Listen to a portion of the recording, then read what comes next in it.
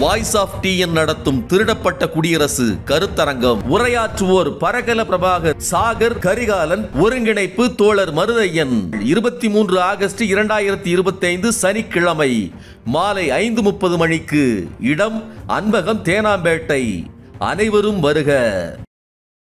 இந்த என்ட்ரி சீனை மட்டுமே வைத்துக்கொண்டு முழு அரசியல் நிகழ்வையும் அவர் நடத்தியிருக்காரு அப்படின்னு தான் இந்த மாநாட்டை பற்றி இப்போ சொல்ல முடியும். அதை நீங்கள் ஒரு இன்ஸ்டா ரீல்ஸ் போல், யூடியூப் ஷார்ட்ஸ் போல் பேசுறது இருக்கு இல்லையா, இதுவே போதுமானது அப்படின்னு விஜய் நினைக்கிறாரு. உலகத்திலேயே மாநாட்டில் தலைவர்கிட்ட போகக்கூடாதுன்னு சொல்லி கிரீஸ் டப்பா வாங்கி வச்சிருக்கிற ஒரே மாநாடு இந்த மாநாடு தான். அதனால மாநாட்டுக்கு ஒலி நாற்காலிகள் மற்ற இதெல்லாம் கான்ட்ராக்ட் போடுறவங்கலாம் இனிமேல் என்ன செய்வாங்க அப்படின்னா, இன்சூரன்ஸ் பாலிசி போட்டுட்டு தான் சப்ளை பண்ணுவாங்கன்னு நினைக்கிறேன். அதிமுகவை குறி வைக்கிறாரு. திமுகவுக்கும் தாவேகாவுக்கு தான் போட்டி அப்படின்னு சொல்லி பகிரங்கமாக அறிவிக்கிறாரு. இதன் மூலம் என்ன விரும்புகிறாரு அப்படின்னு சொன்னால், ஸ்னோலினுடைய அம்மா நீங்கள் ஸ்னோலினுக்கு தாய்மாமன் சொன்னார். நான் எல்லா சகோதரிகளுக்கும் நான் தான் தாய்மாமன் அப்படின்னு சொல்கிறாரு. இப்போ இந்த ஸ்னோலினை அப்படி பாயிண்ட் பிளாங்க் ரேஞ்சில் சுட்டது யாரு? அது எடப்பாடி ஆட்சி காலத்தில் நடந்தது. பிஜேபியும் அதிமுகவும் வேதாந்தா குழுமத்தை பாதுகாப்பதற்காக என்ன செஞ்சாங்க, இதை பற்றி பேசியிருக்கணும். இதை பற்றி பேசினாதான் ஸ்னோலினை பற்றி பேசுவதற்கு உங்களுக்கு தகுதியோ அருகதையோ இருக்கு. விஜய் ரசிகர்கள் யாரும் அங்கே அரசியல் கேட்கறதுக்காக வரல, விஜயை பார்க்க வந்திருக்காங்க, பைப் பண்றதுக்காக வந்திருக்கிறாங்க. தனது பாப்புலாரிட்டியை ஒரு முதலீடாக வைத்துக்கொண்டு தமிழக முதலமைச்சர் ஆயிர முடியுமா முடியாதா, அதற்கு ரெண்டு பாட்டு ஒரு ரேம்ப் வாக்கு. அரண் செய்தியர்களுக்கு வணக்கம். நான் மதன் நெறிவுலகன். இன்றைய நமது சிறப்பு விருந்தினர் தோழர் நாதன் அவர்கள். நிறைய விஷயங்கள் விவாதிக்க இருக்கிறோம், அவரை வரவேற்கலாம். வணக்கம் தோழர். வணக்கம் தோழர். நேற்று விஜய் கட்சியின், அதாவது டிவிகே உடைய 2வது மாநாடு ரொம்ப பிரம்மாண்டமா நடத்தியிருக்கிறாங்க. நாங்க பாருங்க, இந்தியாவில் வேற எந்த கட்சியுமே செய்யாத அளவுக்கு அதுக்குரிய ஒரு மாநாட்டுக்குரிய கட்டமைப்பை செஞ்சிருக்கிறோம். பைப் வசதியிலிருந்து பம்பு செட் வசதியிலிருந்து சகலமும் செஞ்சிருக்கிறோம். எல்லா ஏற்பாடும் இருக்குது, சூப்பர் அப்படின்னு சொன்ன அதே வாயால விமர்சனங்களும் வந்தது. அந்த விமர்சனங்கள் குறித்து கூட நிறைய பேர் பேசியிருக்கிறாங்க. விஜய் பேசியதன் உள்ளடக்கம் குறித்து விவாதங்கள் போயிட்டு இருக்குது. ஆனா விஜய் இதெல்லாம் பேசியிருக்கணும், ஆனா அதெல்லாம் எதிர்பார்த்தோம் அப்படின்ற விமர்சனங்களும் வருது. நீங்க என்ன நினைக்கிறீங்க? விஜய் என்ன பேசுவார்னு எதிர்பார்த்தீங்க? அவர் பேசுனது குறித்து உங்களுடைய பார்வை? இன்ஸ்டாகிராம்ல ரீல்ஸு, யூடியூப்ல ஷார்ட்ஸு, இந்த நேரத்தில் நீங்கள் ஒரு ரசிகர்களுக்கு, தொண்டர்களுக்கு அரசியலை என்ன சொல்லிக் கொடுக்க முடியும், அதை தான் நேற்று விஜய் செஞ்சுருக்காரு. உலகத்திலேயே முதல் முறையாக எந்த ஒரு அரசியல் தலைவரும் தன்னைத்தானே புகழ்ந்து கொண்டது அப்படின்றது வரலாற்றில் நடந்ததே இல்லை. அது ஹிட்லரை கூட நீங்கள் சொல்லலாம். ஹிட்லர் கூட தன்னைத்தானே மற்றவங்கள வச்சு தான், சொம்பு ஜால்ராக்களை வைத்து தான் அவர் பாராட்ட செஞ்சார், அல்லது ஒரு மிரட்டல் சர்வாதிகாரத்தின் மூலம் தனது புகழை பரப்ப செய்தாரே தவிர தன் வாயாலே சொல்லிக்கல. நான் சிங்கம், நான் புலி. அது மட்டும் இல்லை, நான் 234 தொகுதிகளிலும் விஜய் தான் போட்டிடுறேன், ஏன் நான் போட்டிடுறதா நினைச்சு வாக்களிங்க அப்படின்னு சொல்றதா இருக்கட்டும். இல்லை அவர் அந்த ஒரு ஆடியோ பாட்டு ஒன்று போட்டாங்களே, விஜய் நான் வாரேன் அப்படின்னு சொல்லி, எல்லாத்துலேயுமே தன்னைத்தானே புகழ்ந்து கொண்டு இருக்கக்கூடிய ஒரு தலைவராக விஜய் வந்திருக்கிறாரு. மற்றவர்கள் புலவர்களுக்கு காசு கொடுத்து அவங்கள பாட வைத்தது தமிழ் மரபுன்னு சொல்லி பெரியார் கிண்டல் பண்ணுவார். இவர் தன்னைத்தானே புலவர்களையும் பாட வைக்கிறது, தானும் தன்னைத்தானே பாராட்டி கொள்றது அப்படின்ற முறையில் ஒரு முதல் உலக சாதனை நிகழ்த்தியிருக்காரு. அது ஒரு என்ன சொல்றது, ஒரு அருவருப்பாகவும் ஒரு கூச்சமாகவும் அவருக்கு தோணலை. பாசிஸ்டுகள் கூட செய்ய துணியாததை செஞ்சிடாரு, அப்படி செய்கிறாரு. இதை மோடி கூட நீங்கள் பொருத்தி பார்க்கலாம். மோடியின் முகம்தான் இந்தியாவின் முகம்னு சொல்லி, அது சட்டமன்ற தேர்தலாக இருக்கட்டும், நாடாளுமன்ற தேர்தலாக இருக்கட்டும், அப்படி தன்னை ப்ரொஜெக்ட் பண்ணி தான் அவர் போட்டியிட்டார். மோடி இதே மாதிரி தன்னைத்தானே பாராட்டி கொள்வது அவரும் செய்வார். அது 56 இன்ச்சா இருக்கட்டும், அல்லது இந்த மோடி உங்களுக்கு இதை செய்ய போறேன்னு சொல்றதா இருக்கட்டும், இது ஒரு மோடியுடைய ஸ்டைல் அப்படின்னு சொல்லலாம். இப்படி விஜய் ஒரு குறுக்கு வழியில சுலபமாக தனது சினிமா பாப்புலாரிட்டியை வைத்துக்கொண்டு தமிழகத்தில் இருக்கக்கூடிய பெரும்பான்மை மக்களின் வாக்குகளை வாங்கிவிட முடியும் அப்படின்னு ஒரு மலிவா நினைக்கிறார் இல்லையா, ரொம்ப சீப்பா நினைக்கிறார் இல்லையா, அதுதான் பிரச்சனைக்குரியது. ஒரு மாநாடு அப்படின்னு சொன்னா அந்த மாநாடு மாநாட்டுக்குன்ற பொருளே வேற. ஒரு கவியரங்கம், கருத்தரங்கம், பட்டிமன்றம், இலக்கியவாதிகள், எழுத்தாளர்கள், சிறப்பு பேச்சாளர்கள், வரலாறு பேசுறவங்க, இப்படி வந்து பன்முகத்தன்மை கொண்ட ஒரு நிகழ்வு தான் வந்து மாநாடு. அது ஒரு அரசியல் படுத்துற இடம், கற்றுக் கொடுக்குற இடம், கற்றுக் விவாதிக்கிற கொடுக்குற இடம். இடம். அதை வந்து நீங்க வந்து ஒரு இன்ஸ்டா ரீல்ஸ் போல, யூடியூப் ஷார்ட்ஸ் போல பேசுறது இருக்கு இல்லையா, இதுவே போதுமானது அப்படின்னு வந்து விஜய் வந்து நினைக்கிறாரு. இவங்களுக்கு இது போதும்னு நினைச்சிருப்பாரா இருக்கும். மொத்த கூட்டத்திலையும் வந்து நீங்க பாத்தீங்கன்னா தளபதி விஜய் அப்புறம் இந்த மாதிரி முழக்கங்களுக்கு தான் வந்து ரசிகர்கள் எந்திரிச்சு வந்து முழக்கமிடுறாங்களே தவிர, அபூர்வமாக அவர் பேசின அரசியல் விஷயங்களா இருக்கட்டும், மற்றவங்க பேசினதா இருக்கட்டும், அதுக்கு வந்து அப்ளாஸ் வந்து அதிகம் வரல. விஜயை வந்து ஒரு ஒரு சுயமாக வந்து பாராட்டி கொள்வதற்குத்தான் அவர்கள் வந்து பாராட்டு தெரிவித்தார்களே தவிர, அரசியல் விஷயங்களுக்கு வந்து அவர் பாராட்டு தெரிவிக்கல.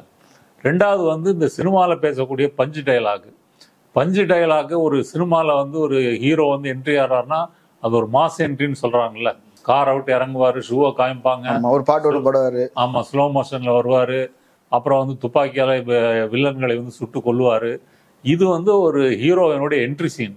இந்த என்ட்ரி சீனை மட்டுமே வைத்துக்கொண்டு முழு அரசியல் நிகழ்வையும் அவர் வந்து நடத்தியிருக்காரு அப்படின்னு தான் இந்த மாநாட்டை பத்தி இப்ப சொல்ல முடியும்.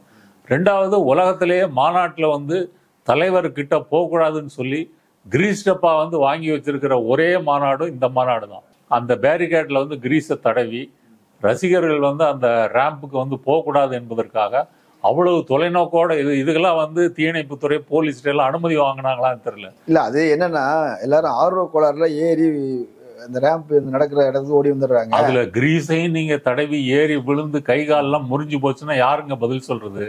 அப்ப கிரீஸ் போட்டவனுக்கு அறிவு இல்லை, ஏறுறவனுக்கு அறிவு இல்லைன்னு பரஸ்பரம் அறிவில்லாத ஒரு கூட்டத்தை தான் இந்த கிரீஸ் டப்பா நிகழ்வு வந்து காட்டுகிறது.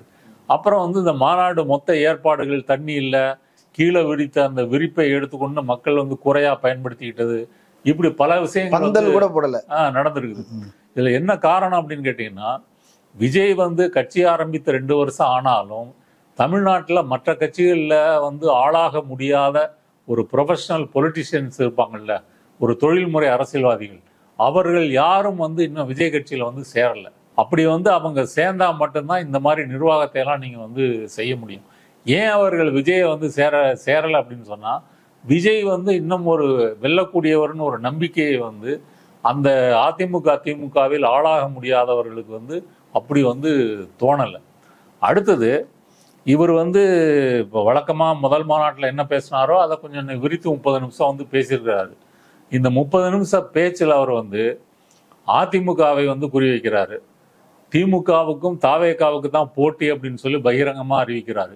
இதன் மூலம் என்ன விரும்புகிறாரு அப்படின்னு சொன்னால், தனது இமேஜை வந்து முதலீடாக வைத்துக்கொண்டு அதிமுகவின் ஓட்டுகளை வந்து வாங்கிடலாம், சீமானுடைய ஓட்டுகளை வந்து வாங்கிடலாம். இல்ல அதிமுக அப்படின்னா அது அண்ணா, எம்ஜிஆர், ஜெயலலிதாவும் இருக்கிறாங்கன்னாலும் கூட ஜெயலலிதாவை தொடல அவரு. அண்ணா, எம்ஜிஆர் இவங்களை டேக் ஓவர் பண்ணிக்கிட்டா வந்துருவாங்கன்னு நம்புறாங்களே. ஆமா, இந்த ரெண்டையும் நீங்க வந்து பல பேர் ஒப்பிட்டு பேசியிருக்கிறாங்க. அரண்சை நண்பர்களுக்கு வணக்கம். அரண்சை ஊடகம் சுயேட்சையாக இயங்குவதற்காகவே உருவாக்கப்பட்டது. நாம் செய்கிற வேலை உண்மையிலேயே மக்களுக்காக செய்கிறோம் என்பதை நீங்கள் நம்பினால், வாய்ப்பு இருந்தால் இந்த ரேசர் பே கியூஆர் கோடுக்குள்ளே நீங்கள் வந்து அதை ஸ்கேன் பண்ணி எங்களுக்கு உங்களால் இயன்றதை விருப்பம் இருந்தால் ஆதரவு தெரிவிக்கலாம். இது ரெண்டுக்கும் உள்ள முக்கியமான வேறுபாடு என்ன அப்படின்னு சொன்னால், அண்ணாதுரையோ அல்லது எம்ஜிஆரோ திராவிட இயக்கமோ கீழிருந்து சாதாரண மக்களை அணிதிரட்டி வந்து மேலே அதிகாரத்தை வந்து அவர்கள் வென்றெடுத்தார்கள். இவர் விஜய் வந்து தனது சினிமாவினுடைய பிரபலம் என்ற செல்வாக்கை முதலீடு செய்து மேலிருந்து கீழே வராரு. கீழே இருந்து மேலே போகிறதுக்கும் மேலே இருந்து கீழே பார்க்கறதுக்கும் வித்தியாசம் இருக்குது. நீங்கள் வந்து சின்ன கவுண்டர் இந்த மாதிரி நம்ம பழைய தமிழ் சினிமாக்கள்லாம் எடுத்து பார்த்தீங்கன்னா, பண்ணையார் வந்து உப்பரிகையில் வந்து நிற்பார், நின்றுக்கிட்டு வந்து காசுகளை வந்து சில்லற காசுகள் வந்து வீசி எறிவார். அங்கே வந்து கூலி தொழிலாளிகள் வந்து அந்த காசை வந்து எடுத்துட்டு போவாங்க. இது வந்து ஒரு பண்ணையார் மனநிலை. இப்படி மேலிருந்து கீழே வந்து செய்கின்ற வேலையைத்தான் வந்து விஜய் வந்து செய்கிறாரு. அந்த விஜயினுடைய மேடைக்கு பின்னாடி வந்து 5 கேரவான் நிற்குது. கேரவானை வைத்து கொண்டு தான் நான் வந்து எங்கேயும் போவேன், எங்கேயும் அரசியலில் பேசுவேன் அப்படின்றது வந்து அதுலேயும் ஒரு உலக சாதனை படைச்சிருக்கிறார் அப்படின்னு தான் சொல்ல முடியும். இல்லை, இப்போ அவங்க தொண்டர்கள் வெட்ட வெயில்ல முட்டை வெயில்ல காஞ்சிக்கிட்டு இருக்கும்போது இவர் வந்து கேரவான்ல இருக்கிறதுக்கு அவருக்கு எந்த வருத்தமும் இல்லையே. அதை தான் சொல்ல வரேன். அப்போ அந்த கேரவானுடைய சொகுசு வசதிகளை எல்லாம் இழந்து விட்டு ஒரு தொண்டனை போல மற்ற தலைவர்களைப் போல வந்து சாதாரணமாக நடந்து கொள்வது என்பது விஜயால் வந்து முடியவில்லை அப்படின்றது இந்த மாநாடு வந்து நிரூபிச்சிருக்கு. இந்த மாநாட்டில் அவர் வந்து அதிமுகவை குறி வச்சு பேசுறாரு இல்லையா? எம்ஜிஆர் ஜெயலலிதா ஆட்சியில் இருந்த பிடியில இருந்த அதிமுக இன்னைக்கு எந்த லெவலுக்கு மாறி போயிருச்சு அப்படின்னு சொல்லி தொண்டர்கள்லாம் கோபத்துல இருக்காங்க அப்படின்னு பேசுறாரு. ஆதவர்ஜுனா பேசுறாரு. இதன் மூலம் வந்து அதிமுக வாக்குகளை வந்து நம்ம கவர்ந்துக்கலாம் அப்படின்னு பேசுறாரு. இது வந்து அதிமுகவுடன் நீங்கள் வந்து கூட்டணிக்காக பேச்சுவார்த்தை நடத்தியது உண்மையா இல்லையா? பேச்சுவார்த்தை வந்து நீங்க நடத்துறீங்க, தினமலர் செய்தியா போட்டான், அப்புறம் வந்து மறுப்பு தெரிவிச்சீங்க, பாதி தொகுதிகள் வந்து கேட்டீங்க, துணை முதலமைச்சர் கேட்டீங்க, இது எல்லாம் பொதுவெளியில வந்து இருக்குது. ரெண்டாவது, நீங்க திமுகவை ஊழல்னு சொல்லி எதிர்ப்புகின்ற அதே காரணம் வந்து அதிமுகவுக்கும் பொருந்தும். கடந்த 10 ஆண்டுகள்ல, இந்த ஆட்சிக்கு முன்னாடி உள்ள 10 ஆண்டுகள் அதிமுக தான் ஆட்சி செஞ்சது. பல அமைச்சர்கள் மேல ஊழல் குற்றச்சாட்டு இருக்கு. இப்ப அவருக்கு அதெல்லாம் பிரச்சனை இல்லை. பிஜேபியோட நீங்க வந்து ஒரு சுயமரியாதை இல்லாம வந்து கூட்டணி வச்சிட்டீங்க, அது மட்டும்தான் அவருக்கு வந்து பிரச்சனையே தவிர அதிமுகவினுடைய ஊழல் வந்து அவருக்கு பிரச்சனை இல்லை. அப்ப எடப்பாடி வந்து இன்னைக்கு பஸ் எடுத்துக்கிட்டு ஊர் ஊரா போய் பிரச்சாரம் பண்றாரு. இருந்தாலும் வந்து அதிமுகவினுடைய வாக்குகளை வந்து தான் வந்து கவர்ந்து கொள்ள முடியும் அப்படின்னு வந்து விஜய் வந்து நினைக்கிறாரு. இப்ப என்டிஏ கூட்டணியை பொறுத்த வரைக்கும் அதிமுகவும் பிஜேபியும் கூட்டணி வச்சுட்டாங்க. அப்புறம் தமாக வாசன், இந்த சின்ன சின்ன கட்சிகள்லாம் வந்து இருக்கிறாங்க. இவர்கள் வந்து திமுகவை வந்து வீழ்த்த வேண்டும் என்று நினைத்து கொண்டிருக்கும் போது குறுக்க வந்து விஜய் வந்து ஒரு ஸ்பாய்லரா வந்துருவாரோ அப்படின்ற பயம், அச்சம் வந்து என்டிஏ கூட்டணிக்கு வந்து நிறையவே இருக்குது. அதனாலதான் இந்த நிமிடம் வரைக்கும் கூட பிஜேபி தலைவர்கள் வந்து விஜய் வந்து கடுமையா விமர்சிக்கல. இனிமே அவர்கள் கூட விமர்சிக்கலாம். இருந்தாலும் ஏன் இவ்வளவு நாள் விமர்சிக்கல? விஜய் வந்து திமுகவை வீழ்த்த வேண்டும் என்ற பொது கருத்துல வந்து உடன்பாடு இருந்தா அவர் இந்த கூட்டணிக்கு வரணும் அப்படின்னு சொல்லி அவங்க வந்து பேசுவதற்கு காரணம், இவர் எப்படியாவது சரி பண்ணி வந்து கொண்டு வந்துடலாம் அப்படின்றதான் அவங்களுடைய நோக்கம். இப்ப தமிழ்நாட்டினுடைய அரசியல் வந்து எப்படி மாறி போச்சு அப்படின்னு சொன்னா, திமுகவை யார் கடுமையாக எதிர்ப்பது அப்படின்ற நிலையை நோக்கி வந்து விஜய் வந்து எல்லாத்தையும் கொண்டு வந்துட்டாரு. இப்ப சீமான் கடுமையா திமுகவை விமர்சிக்கிறாரு, பிஜேபி வந்து கடுமையா விமர்சிக்குது, அண்ணாமலையா இருக்கட்டும், தமிழிசையா இருக்கட்டும், அவங்க கடுமையா விமர்சிக்கிறாங்க. எடப்பாடி வந்து போற இடமெல்லாம் திமுக வந்து விமர்சிக்கிறாரு. அந்த ரேஸ்ல வந்து விஜய் வந்து இருக்கிறாரு. விஜய் சொல்ல வர்ற செய்தி என்னன்னா, நீங்களெல்லாம் எதிர்ப்பதை விட நான் திமுகவை எதிர்ப்பதுதான் வந்து செல்லுபடியாகும், அதனாலதான் திமுகவுக்கும் தாவேகாவுக்கும் வந்து போட்டி அப்படின்னு வந்து சொல்றாரு.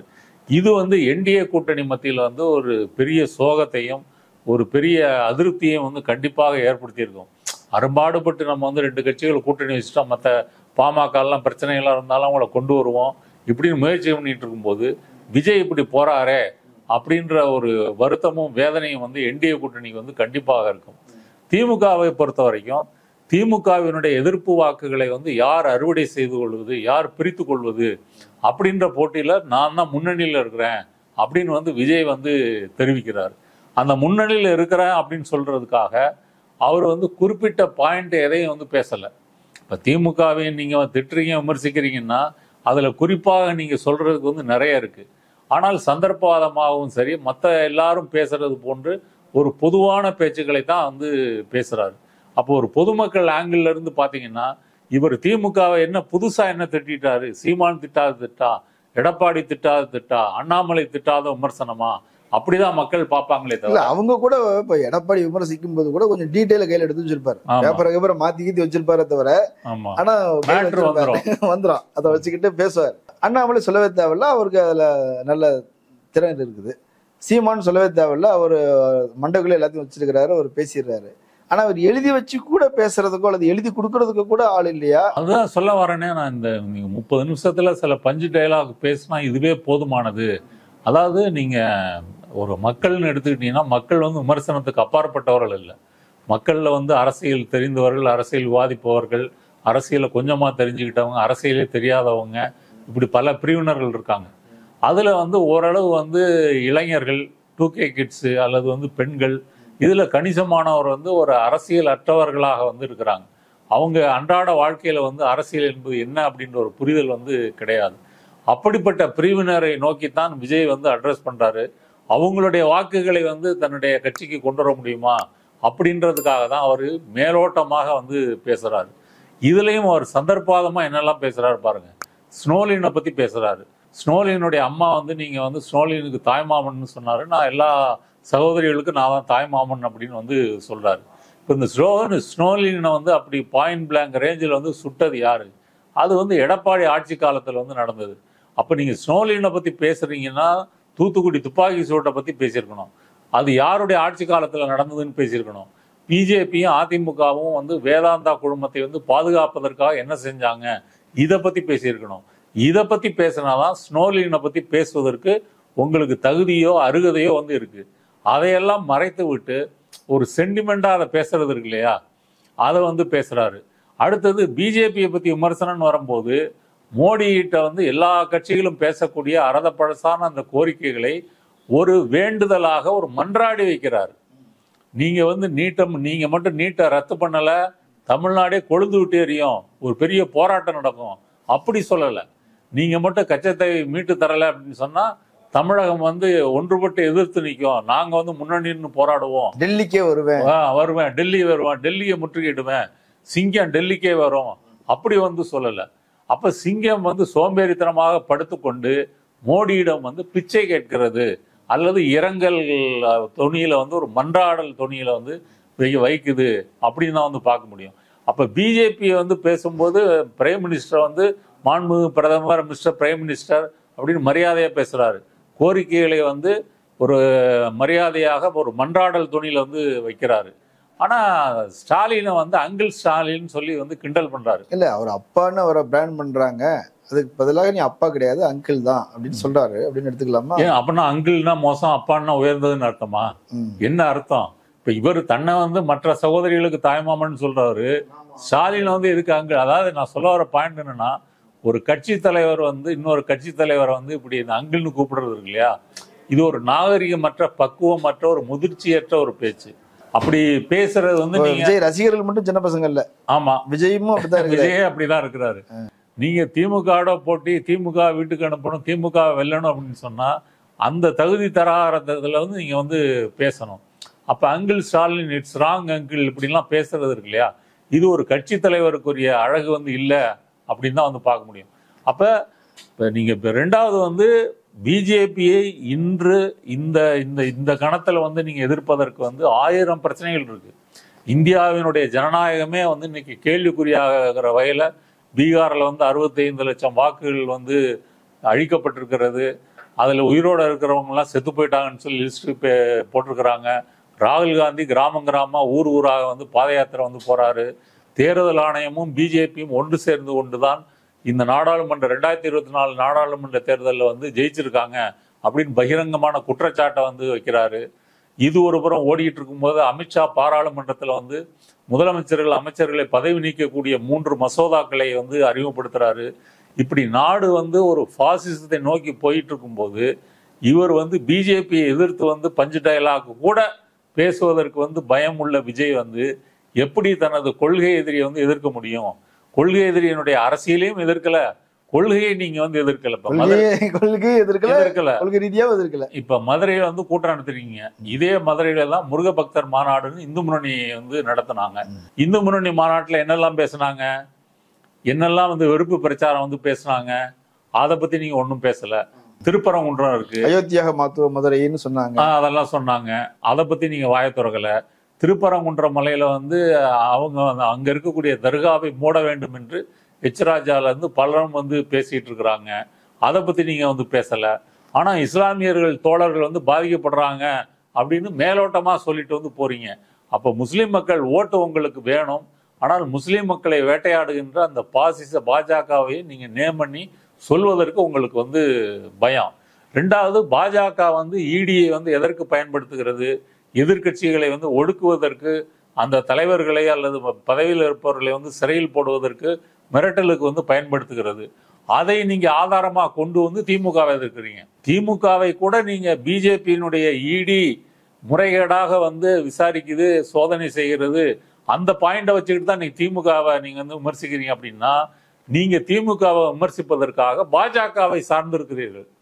பாஜக இடியை விட்டு இன்கம் டாக்ஸ் சிபிஐ வந்து ரெய்டு விடுறது, அல்லது அமித்ஷாவினுடைய இந்த பதவி பறிப்பு மசோதாவில் முதலமைச்சர்களை வீட்டுக்கான சிறையில் அனுப்புறது, இப்படி கடன் வாங்கிட்டு தான் நீங்க எதிர்க்கிறீங்களே தவிர உங்களுடைய சொந்த பலத்துல, உங்களுடைய சொந்த சுயமரியாதையில வந்து நீங்க திமுகவை வந்து எதிர்க்கவில்லை.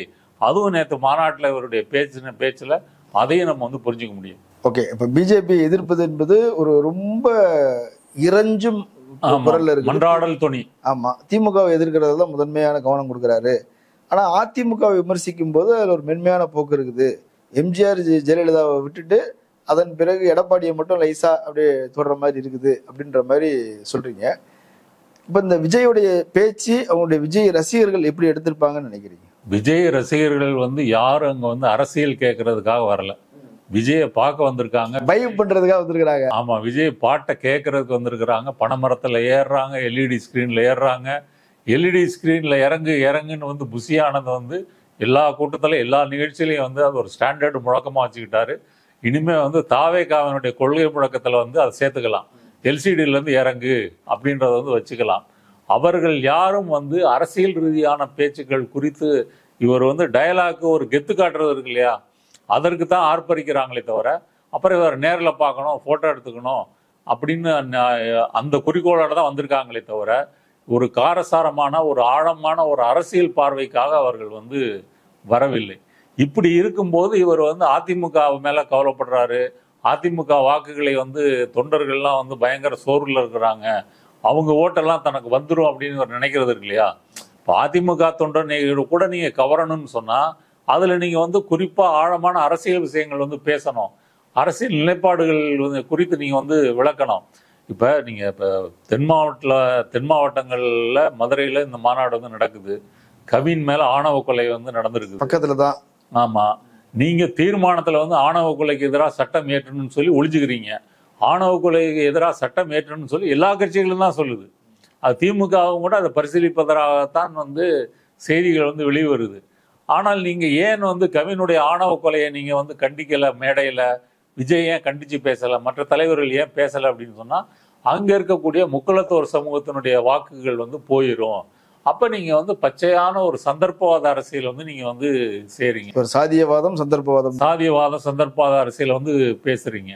இப்படி ஒவ்வொன்றையும் நம்ம வந்து அதை டீகோட் பண்ணி பார்த்தீங்கன்னா விஜயனுடைய மொத்த பேச்சு வந்து தனது பாப்புலாரிட்டியை ஒரு முதலீடாக வைத்துக்கொண்டு தமிழக முதலமைச்சராக ஆயிர முடியுமா முடியாதா, அதற்கு வந்து ரெண்டு பாட்டு ஒரு ரேம்ப் வாக்கு, அப்புறம் வந்து இந்த மாதிரி வந்து தொண்டர்களை வந்து பஞ்சு டயலாக்கு இது போதுமானது அப்படின்னு வந்து நினைக்கிறார். ஒரு மாநாட்டுக்கே இவ்வளவு போதும். ஆமா, இப்படி ஒரு ஆடியோ லான்ச் மாதிரி வந்து ஒரு நிகழ்வுகளை நீங்க ஒரு அரசியல் மாநாட்டை வந்து நடத்தும் போது அந்த தொண்டர்கள் அரசியல் படுத்த மாட்டார்களே என்பதை தாண்டி அவங்க எந்த காலத்திலுமே அரசியலை புரிந்து கொள்ள முடியாத ஒரு சுய புகழ் பாடக்கூடிய ஒரு தலைவன் பின்னாடி வந்து போவாங்க. இப்போ அந்த ஒரு விஜய் என்ற பிம்பத்தை மட்டுமே நிறுத்தணும், அது புஷி ஆனந்தா இருக்கட்டும் சரி, ஐஆர்எஸ் அருண்ராஜா இருந்தாலும் சரி, அல்லது வந்து ஆதவர்ஜுனாவா இருந்தாலும் சரி, அல்லது வந்து அந்த தொகுப்புரை நிகழ்த்திய ராஜ்மோகனா அவராக இருந்தாலும் சரி, எல்லாரும் விஜயை வந்து வரிக்கு வரி வந்து கூச்சமே இல்லாமல் வெக்கமே இல்லாமல் வந்து பாராட்டு தெரிவிக்கிறாங்க. இது வந்து ரொம்ப ஓவர் டோஸ் ஆகி இது என்ன ஆகுன்னா வந்து திரும்ப பூமாரகம் மாதிரி வந்து திருப்பி தாக்கும். உங்கள்கிட்ட விஜய் தளபதி அவர் புகழை தவிர பேசுவதற்கு உங்கள்கிட்ட ஒன்றுமே இல்லை அப்படி என்ற நிலவரத்தை வந்து காட்டுது. சினிமா புகழை தாண்டி வேற ஒன்றும் இல்லை காட்டுது. ஆனா இன்னொன்னுங்க, ஒரு சேவியர் மனநிலையிலிருந்து பேசுறாருன்னு ஒரு விமர்சனம் வருது. நான் வந்து பாருங்க, நான் வந்து இயேசு மாதிரி, நான் வந்து இறைதூதர் நபிகள் நாயகம் போல உங்களை வந்து மீட்க வந்திருக்கிறேன், காப்பாற்ற வந்திருக்கிறேங்கிற டோன்லேயே பேசுறாரு இல்லையா, இது எப்படி இருக்குதுன்னு நினைக்கிறேன். அப்படி அந்த காப்பாற்றணும் அப்படின்னு சொன்னா நீங்க கேரவான்ல இருந்துகிட்டு பனையூர்ல இருந்துகிட்டு நீங்க மாசத்துக்கு ஒரு நாள் வந்து தலையை காட்டுறீங்க இல்லையா, அவ்வளவு எல்லாம் வர்றது இல்லைங்க. ஆமா, மொத்தம் 2 வருஷத்துலயே 3 முறை தான் வந்திருக்காரு. நீங்க மிகைப்படுத்தி சொல்றீங்க. ஆமா, இப்படி இருக்கும்போது இது வந்து மக்கள் மத்தியில வந்து எடுபடாது அப்படின்னு வந்து சொல்றேன். இப்ப நீங்க இப்ப ராகுல் காந்தி எடுத்துங்க. ராகுல் காந்தி வந்து இந்தியா முழுக்க யாத்திரை நடத்தியிருக்கிறாரு, பல கிராமங்களில் போய் தங்கி இருக்கிறாரு, பலவிதமான மக்கள் பிரிவை வந்து சந்திச்சு பார்த்துருக்கிறாரு. இவ்வளவுக்கும் அவருக்கு வந்து செக்யூரிட்டி பிரச்சனைகள்லாம் இருந்தாலும் கூட மக்களோட பழகி அவருடைய கஷ்ட நஷ்டங்களை புரிந்து கொண்டு வந்து செய்கிறாரு. ஆனால் விஜய் வந்து அந்த டைப் வந்து இல்லை. இவரால் வந்து மக்கள் மத்தியில் வந்து இயல்பாகவோ அல்லது அவருடைய பிரச்சனையை புரிந்து கொள்ளும் வண்ணமோ இவரால் பழகவோ பேசவோ வந்து முடியாது. இவர் ஏழ்மையோ உழைக்கும் மக்களையோ வந்து பார்த்ததெல்லாம் சினிமாவில் தான். சினிமாவில் ஒரு கேரவானில் ஒரு சொகுசான சூழலில் இருந்துக்கிட்டு பார்த்துருக்கிறாரே தவிர உண்மையிலே யதார்த்தமாக இவர் வந்து மக்களுடைய வாழ்க்கையை வந்து கண்டு கொண்டவர் இல்லை. அப்படி இருக்கும்போது இவர் மக்களை பாதுகாக்கக்கூடிய ஒரு ரட்சகராக வந்து எப்படி வருவார் அப்படின்னு சொன்னால் அது பஞ்சு டைலாக்கில் தான் வருவாரே தவிர உண்மையிலேயே வருவாரா அப்படின்றது வந்து கேள்விக்குறி கூட இல்லை, அதுக்கு வந்து சாத்தியமே இல்லை. போன மாநாட்டில் வந்த ஒரே பிரச்சனை, சேர் எல்லாம் உடைச்சு போட்டாங்க, அந்த கிரில் கேட்டு ரேம்ப் எல்லாத்தையும் உடைச்சு போட்டு நொறுக்கி போட்டு போயிட்டாங்க. அந்த மாநாடு முடிஞ்சு பார்க்கும்போது அது ஒரு குப்பை தொட்டி போல இருந்தது. நம்ம பார்த்தோம், சரி போன முறை செஞ்ச தவிர இந்த முறை சரி பண்ணிடுவாங்க அப்படிதான் நானும் நினைச்சேன். ஏன்னா விமர்சனங்கள் நிறைய வந்திருக்குது, தொண்டர்களுக்கே ஐயோ நம்ம தலைவருக்கு கெட்ட பேர் வந்துச்சேன்னு நினைப்பாங்கன்னு நினைச்சேன். ஆனா இந்த முறையும் மாநாடு முடிஞ்ச பிறகு பாதி சேரு காணோம், எல்லா அந்த பேரிகேடு ரேம்ப் வாக்கு போன அந்த இது கிரில் எல்லாத்தையும் அடிச்சு உடைச்சிட்டு லைட்டு கிரில் உடைச்சிட்டாங்க. அங்க அந்த கான்ட்ராக்ட் கொடுத்தவங்க எல்லாம் ஃபீல் பண்றாங்க. அதை இவங்க சொல்லும் போதே என்னன்னா திமுக வந்து எங்களுக்கு சேர் கொடுக்காம தடுத்தாங்க, அப்படிலாம் கான்ட்ராக்டரை மிரட்டிட்டாங்கலாம் சொன்னாங்க. ஆனா இப்போ அவங்க சொல்றது பார்க்கும்போது என்ன இது இப்படிலாம் கூட இருப்பாங்களாங்கிற மாதிரி இருந்தது. யாருமே அவங்க வீட்டில் இப்படி சேர்லாம் போட்டு உடைக்க மாட்டாங்க தானே. அப்ப ஏன் இப்படி ஒரு கல்ச்சர் இருக்குது, இது ஒரு ஆபத்துங்கிற மாதிரி இருக்குது. ரசிகர்கள் வந்து விஜய் படம் வந்து ரிலீஸ் ஆனா வந்து கட் அவுட் வைக்கிறதா இருக்கட்டும், பாலாபிஷேகம் பண்றதா இருக்கட்டும், அல்லது அந்த முதல் காட்சியில வந்து சத்தம் போடுறதா இருக்கட்டும். நீங்க முதல் காட்சிக்கு நீங்க போனீங்கன்னா படமே பார்க்க முடியாது, டைலாக் எதுவும் கேட்காது, அந்த சத்தம் தான் கேட்கும். அதுதான் நேத்து வந்து நடந்திருக்கு. நீங்க வந்து முதல் காட்சியில நடந்ததுதான் மாநாடுகள்லயும் வந்து நடக்குது. அதனால மாநாட்டுக்கு வந்து ஒலி நாற்காலிகள் மற்ற இந்த இதெல்லாம் வந்து கான்ட்ராக்ட் போடுறவங்கலாம் இனிமே என்ன செய்வாங்க அப்படின்னா இன்சூரன்ஸ் வந்து பாலிசி போட்டுட்டு தான் வந்து சப்ளை பண்ணுவாங்கன்னு நினைக்கிறேன். ஆல்ரெடி கூட இந்த மாநாட்டு கூட அப்படி இன்சூரன்ஸ் வந்து அவங்க அப்ளை பண்ணி அதை கட்டிட்டு கூட வந்து வந்திருக்கலாம். விஜய் மாநாடு போட்டால் நமக்கு சேதாரம் அதிகம் இருக்கும், அதனால ஒரு காப்பீட்டு தொகையை கட்டிக்கிட்டு வந்து நம்ம பண்ணலாம், அதனால அது ஒரு பெரிய பிரச்சனை இல்லை. இப்பதான் இன்சூரன்ஸ் வந்து எல்லாத்துக்கும் வந்துருச்சு, உயிருக்கு மட்டும் இல்ல இந்த மாதிரி உடைமைகளுக்கும். ஆனா பெரிய சேதம் வர்ற இடத்துல இன்சூரன்ஸ் கம்பெனியை விலகிக்கு வந்த மாதிரி இதெல்லாம் லாஸ் இல்ல, இதெல்லாம் எப்போது நடக்கிற ஒரு பேரிடருக்கு தான் அவங்க பொறுப்படுத்திப்பாங்க. இது பேரிடருங்கிறது நேச்சர், எப்பவுமே நடக்குங்கிற மாதிரி இருந்தா எப்படி வருவாங்க? ஆமா, நீங்க சொல்ற பிரச்சனையும் இருக்குது. ஆனா இது மூலம் நம்ம புரிந்து கொள்ள வேண்டியது என்ன அப்படின்னு சொன்னா, ஒரு அரசியல் மாநாடு என்பதற்கு வந்து ஒரு இலக்கணம் இருக்கு. அந்த குறைந்தபட்ச இலக்கணப்படி கூட இந்த மாநாட்டை இவர்களால் நடத்த முடியவில்லை. ஒரு 1.5 மணி நேரத்தில் ஒரு 1/2 மணி நேரம் பேசுறாரு, 1 மணி நேரம் புகழ் பாடுறாங்க, பாட்டு போடுறாங்க, எல்இடி ஸ்கிரீன்ல வந்து வீடியோ போடுறாங்க. இதை வைத்து கொண்டே நம்ம வந்து முதலமைச்சர் ஆயிரலாம்னு அவர் நினைக்கிறாரு இல்லையா? இப்போ எல்லாரும் திரும்ப திரும்ப சொல்றது என்னென்ன, விஜய் வந்து தன்னுடைய சினிமாவினுடைய உச்சபட்ச அந்த நேரத்தை விட்டு இன்னும் ஒரு 20 வருஷம் கேரியரை விட்டுட்டு வந்திருக்கிறாரு, தியாகம் பண்ணிட்டு வந்திருக்கிறாரு அப்படின்னு வந்து சொல்றாங்க. ஆனால் விஜய் வந்து தியாகம் பண்ணிட்டு வரல, அங்கிருந்து நேரம் முதலமைச்சர் நாற்காலியில கோட்டையில வந்து உட்காரப்பற, கோட்டைக்கு ரூட்டு போட்டுட்டேன் அப்படின்னு பஞ்சு டைலாக் பேசிட்டு முதலமைச்சர் என்ற ஒரு அதிகாரம் பொருந்திய பதவிக்கு தான் வந்து வராரு. அதனால அவர் வந்து இழப்பதற்கு வந்து அவரோட நிறைய இருக்கு. அதை விட்டுட்டு அவர் வந்து சினிமாவை விட்டுட்டு ஏதோ தியாகம் பண்ணிட்டு வராரு அப்படின்ற மாதிரி வந்து சொல்றாங்க. அந்த சினிமாவினுடைய புகழை வைத்து கொண்டு இவர் வந்து அரசியல்லையும் அதை வந்து மடைமாற்றி தான் ஒரு தலைவராக வெற்றி பெறலாம் அப்படின்னு நினைக்கிறார் இல்லையா? அதுக்கு வந்து யாருமே வந்து இவருக்கு வந்து முன்மாதிரியே வந்து இல்லை. நீ என் டி ராமராவை எடுத்துக்கிட்டீங்கன்னா கூட, என் டி ராமராவ் அரசியல் கட்சி ஆரம்பிக்கும் போது கூட அதில் வந்து ஒரு காரணத்துக்காக தான் ஆரம்பிக்கிறாரு. காங்கிரஸ் கட்சி வந்து அங்கேருந்து யாரை வந்து முதலமைச்சர்னு போடுறாங்களோ, தலைவர்கள் போடுறாங்களோ, அந்த மாநில மக்களினுடைய அந்த சுயமரியாதைக்கு வந்து எதிராக வந்து செயல்படுறாங்க. அதனால வந்து தெலுங்கு மக்களை வந்து அவமதிக்குது அப்படின்னு சொல்லி அதை பிரச்சாரம் பண்ணி தான் என் டி ராமராவ் வந்து பிரச்சாரம் பண்றதுக்கு முன்னாடி மக்கள்கிட்டே ஒரு அதிருப்தி இருந்தது. தொடர்ந்து ஒரே கட்சி ஆட்சியில் இருக்கிற அதிருப்தி, இந்த மாதிரியான நடவடிக்கையின் மீதான அதிருப்தி. உள்ளூர் தலைவர்களை வளர விட மாட்டாங்க. எல்லாமே டெல்லி சொல்லக்கூடிய இதுதான். இன்னைக்கு பிஜேபி எப்படி செயல்படுதோ அதே போலதான் செயல்பட்டுக்கிட்டு இருந்தாங்க. இப்படி ஒரு காரணம் இருக்கு. விஜய் வந்து கட்சியை ஆரம்பிக்கிறதுக்கோ அல்லது முதலமைச்சர் நாற்காலியை பிடிக்கிறதுக்கோ அப்படி குறிப்பிட்டு சொல்ல முடியாத எந்த காரணமும் இல்லை. ஒரே ஒரு காரணம், விஜயோட ஆசை. அது பேராசையாக நீங்க வச்சுக்கிட்டாலும், நான் முதலமைச்சர் ஆகணும், நான் முதலமைச்சர் ஆகிட்டா இங்க வந்து தேனும் பாலும் ஓடும், எல்லாருக்கும் எல்லாம் நடக்கும், ஊழல் இருக்காது, அது இதுன்னு வந்து இதை மட்டுமே அவர் பேசுகிறாரே தவிர இவர் கட்சியை ஆரம்பிச்சதுக்கான காரணமே இன்னைய தேதி வரைக்கும் அவர் சொல்லலை. நீ என்ன ஸ்பெஷல், உங்ககிட்ட என்ன நன்றி உணர்ச்சிக்காக வந்திருக்கிறேன் அப்படின்னு சொல்றாரு. நான் வந்து வேற எந்த வேலையும் வச்சுக்க போறது இல்லை, ஏன்னா நீங்க என்ன 30 வருஷம் என்ன சுகபோகமா வாழ வச்சிருக்கிறீங்க, அதுக்கு நன்றி செய்யற விதமா நான் முதலமைச்சரா இருந்தா நீங்க என்ன செஞ்சிருக்கணும், இவ்வளவு சம்பாதிச்ச தொகையை வந்து முதலமைச்சர் நிவாரண நிதிக்கு கொடுத்துட்டு நீங்க வந்து சொல்லியிருந்தீங்கன்னா நீங்க நன்றி உணர்ச்சின்னு வந்து ஏத்துக்கலாம். ஒரு படம் வந்து ரிலீஸ் ஆகுது அப்படின்னு சொன்னா 1000 ரூபா 1500 ரூபா டிக்கெட்டு போட்டு கருப்புல பிளாக் டிக்கெட் வந்து வாங்கி ரசிகர்கள் பார்த்து அதை வந்து தியேட்டர் ஓனர் விநியோகஸ்தர் வழியாக தான் உங்களுக்கு வந்து 200 கோடியோ 300 கோடியோ சம்பளமாக வந்து வருது. அதனால் நீங்கள் மக்களுக்கு நீங்கள் உதவி செய்யணும், நன்றி உணர்ச்சியை காட்டணும்னு சொன்னால் நீங்கள் பிளாக்ல சம்பாதிச்சதெல்லாம் ஒயிட்டாக வந்து நீங்கள் முதலமைச்சர் நிவாரண நிதிக்கு கொடுத்துட்டீங்கன்னா வந்து அது கரெக்டாக இருக்கும். ஆனால் நான் வந்து முதலமைச்சராக நான் பதவி ஏற்பேன். நேற்று சன் நியூஸ் டிபேட்டில் பேசும்போது தாவேக்காரர் வந்து ஒருத்தர் வந்தார்.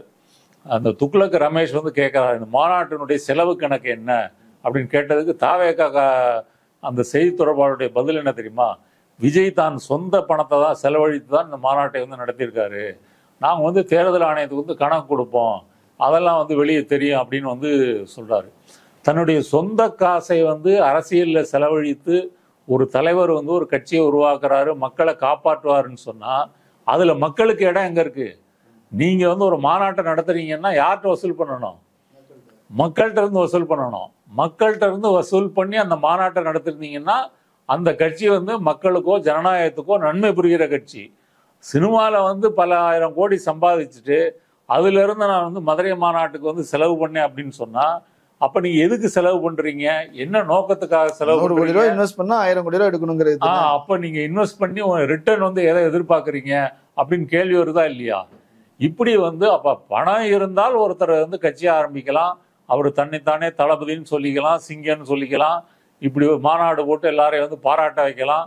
இப்படி இருந்தால் எதை காட்டுகிறதுன்னு சொன்னால் அப்போ அம்பானி அதானி போன்ற வந்து பணக்காரர்கள் வந்து இதே போல் அவங்க நினைச்சா கட்சி ஆரம்பிக்க முடியாதா? இப்போ அவங்களுக்கு பினாமியாக வந்து பிஜேபி இருக்கிறதுனால அம்பானிக்கு அதானிக்கு கட்சி தேவையில்லை. அப்போ ஜனநாயகம் என்பதே இந்த மாதிரி வந்து பல 100 கோடி சொத்து இருக்கிறவர்கள் மட்டும்தான் அரசியல் வந்து செயல்பட முடியும் அப்படின்னு நீங்கள் வந்து நிரூபிச்சிட்டீங்க. இல்லை, அவங்க என்ன நினைக்கிறாங்கன்னா 1967 போல 1977 போல இது ஒரு பெரிய அரசியல் மாற்றம் வரப்போகுது. 2026 அவங்க வாகை சூடும் வரலாறு திரும்புகிறது அப்படின்னா வந்து மாநாட்டு அண்ணாதுரையோ கலைஞரோ எம்ஜிஆர் கூட கொஞ்சம் சம்பாதிச்சிருக்கிறாரு. அண்ணாவும் கலைஞரும் தங்களுடைய சொந்த கை காசை போட்டால் திமுக கட்சியை வந்து உருவாக்குனாங்க, இல்லை வேட்பாளர்களாக வந்து யாரை நிறுத்தினாங்க? அப்போ காங்கிரஸ் கட்சியினுடைய மிராஸ்தார் எம்எல்ஏ கேண்டிடேட்டுக்கு எதிராக இவர்கள் சாதாரண மக்களை தானே வேட்பாளராக நிறுத்தினாங்க. அப்போ மக்கள்கிட்ட இருந்து வசூல் பண்ணி தானே வந்து திமுக வந்து ஆரம்ப கட்டங்களில் வந்து வெற்றி பெற்றது. இன்னைக்கு நிலைமை வந்து வேறவா இருக்கலாம். ஆனால் நீங்கள் என்ட்ரி கொடுக்கும் போதே உங்கள் கை காசை போட்டு தான் நீங்கள் பண்ணுறீங்க அப்படின்னு சொன்னால் உங்கள் கை காசை போடுறீங்க, உங்களை நீங்களே பாராட்டிக்கிறீங்க, உங்களை நீங்களே சிங்கன்றீங்க, உங்களை நீங்களே தளபதின்னு சொல்லிக்கிறீங்க, அதை பாட்டாவும் போடுறீங்க, வீடியோவும் போடுறீங்க, உங்கள் விஜய் அப்படின்னு போடுறீங்க அப்படின்னு சொன்னா அப்ப இந்த கட்சிக்கு வந்து என்ன வரலாற்று தேவை இருக்கு? அப்ப தமிழக வெற்றி கழகத்தினுடைய அந்த தேவை என்பது இன்றைய வரலாற்று சூழல்ல எதற்காக இருக்குதுன்னு கேட்டீங்கன்னா அது 0, 0, ஒரு சூன்யம். இதுதான் வந்து அதுக்கு பதிலாக இருக்க முடியுமே தவிர இவர் கொள்கை எதிரின்னு சொல்லக்கூடிய பாஜகவையும் எதிர்க்கவில்லை, பாஜக எதிரான போராட்டத்தையும் இவர் வந்து நடத்தவில்லை, அல்லது வந்து சீமானை போலவோ எடப்பாடி போலவோ அவர்கள் போய் மக்கள் மத்தியில் வந்து வேலை செய்கிறாங்கல்ல. இப்போ சீமான் வந்து அது ஓவர் டோஸ் ஆயிடுச்சுன்னு சொல்லலாம். அவருடைய ப்ரெஸ் மீட்டோ அல்லது அங்கங்கே பேசுகிறதோ வந்து தேவைக்கு அதிகமாக வாய விடுறாரு வேணா சொல்லலாமே தவிர அவங்களாம் அப்படி சுற்றுறாங்க. நீங்கள் கேரவானில் இருந்துட்டு வருஷத்துக்கு 2-3 வாட்டி வந்து தலையை காமிச்சிட்டு ஒரு 20 நிமிஷம் பேசிட்டு 2 நிமிஷம் போராட்டத்தில் கலந்துக்கிட்டு இப்படி போனீங்க அப்படின்னு சொன்னால் உங்கள் கட்சிக்கு வந்து தமிழக வரலாற்றில் வந்து இடமே இல்லை அப்படின்றதான் ஒரு செய்தி. ஆனால் இவ்வளவுத்தையும் தாண்டி நம்ம ஜெயிச்சிட முடியும்னு ஒரு நம்பிக்கை இருக்கு இல்லையா? அந்த நம்பிக்கை தான் ஒரு அபாயகரமான ஒரு விஷயம். ஏன் அப்படின்னு கேட்டிங்கன்னா எப்போதுமே மக்கள் மத்தியில் வந்து இந்த அப்பொலிட்டிக்கலாக இருக்கக்கூடிய ஒரு செக்ஷன் வந்து இருப்பாங்க. அவங்கள வந்து நீங்கள் ஒரு இந்த மாதிரி வந்து அவங்களுக்கு எது செஞ்சாலுமே திருப்தியாக இருக்காது. ஆமாம், புதுசாக ஒருத்தர் வந்துட்டாரு, அவர் நல்லது செய்வார் அப்படின்னு வந்து கண்ணை மூடிட்டு ஓட்டு போடுவாங்க இல்லையா? அந்த செக்ஷனை குறி வைத்து தான் விஜய் வந்து வேலை செய்கிறாரு. அவர்களை வந்து உணர்ச்சிகரமாக உசுப்பி விட்டு அவர்களுக்கு நான் வந்து ஒரு தலைவனாக வந்து முதலமைச்சராக முன்னின்று வந்து சேவை செய்வேன் அப்படின்னு அந்த அரசியலற்ற பிரிவினரை தான் விஜய் வந்து குறி வைத்திருக்கிறார். ஆனால் தமிழகத்தினுடைய வரலாறு என்பது அந்த அரசியலற்ற பிரிவினருடைய எண்ணிக்கை என்பது வர வர அது குறைஞ்சிக்கிட்டே இருக்கு. சமூக வலைத்தளங்கள் வந்துருச்சு, மக்கள் அரசியல் பேசுறாங்க, பல பேர் பேசுறாங்க. இப்போ சீமான் பெரியாரை பற்றி அவதூறு பேசினாருன்னா பதிலுக்கு 1000 வருது, இந்த விவாதங்கள் நடக்குது. அதனால இந்த எண்ணிக்கை வந்து குறைஞ்சிக்கிட்டே இருக்கிறதுனால விஜயனுடைய கட்சி வந்து ஒரு கடைசி மூச்சாக அந்த அரசியலற்ற பிரிவினரை வந்து கைப்பற்றலாமா அப்படின்றதுக்கு மெனக்கட்டுறாங்க. அதனால தான் அவங்க வந்து கொஞ்ச நேரம் வந்து அரசியல் பேசிட்டு நிறைய நேரத்தில் வந்து அவங்க மக்கள் வாக்குகளை வந்து பெற முடியும் அப்படின்னு வந்து நம்புறாங்க. இந்த இந்த பேராசை என்பது பெருநேட்டத்தில் வந்து முடியும் அப்படின்றதான் என்னுடைய கருத்து. ஓகே, நிறைய கருத்துக்களை சொல்லியிருக்கீங்க. மக்கள் அதை பரிசீலிக்கட்டும். கலந்து கொண்டு கருத்துக்களை பகிர்ந்து நன்றி. நன்றி. நேரில் மற்றொரு விருந்தினோடு மீண்டும் சந்திக்கலாம். நன்றி.